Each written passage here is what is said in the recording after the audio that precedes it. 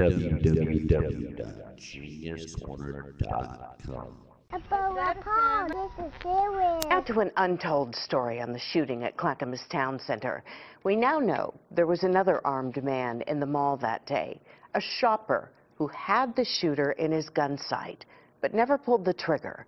The night team's Mike Benner is live outside the mall. And Mike, the big question for many tonight would be, why didn't he shoot? And Tracy, he understands that is a question a lot of people will be asking tonight.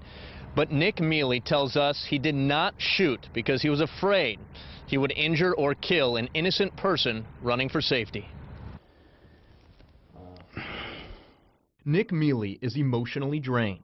The 22-year-old was at the Clackamas Town Center with a friend and her 4-month-old baby when a masked gunman opened fire. I heard 3 shots and I turned and looked at Casey and I go, are you fucking serious? And she looks at me and she goes, yeah. As the friend and baby hit the floor, Meli, who has a concealed carry permit, positioned himself behind a pillar. He was working on his rifle and he kept pulling the charging handle and hitting the side.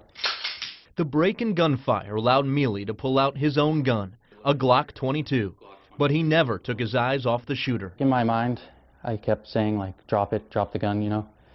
And when I drew up, I got tunnel vision, and all I saw was my front sight on his head, and I was indexing, and as I was going down, I was going to pull.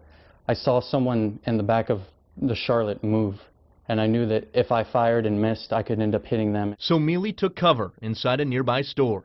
He never did pull the trigger, and he stands by that decision. I'm not beating myself up because I didn't shoot him, but I know that after he saw me, I think the last shot he fired was the one that he used on himself. The gunman was dead, but not before taking 2 innocent lives with him, and as Meli points out, taking the innocence of everyone else. I don't ever want to have to see anyone that way ever.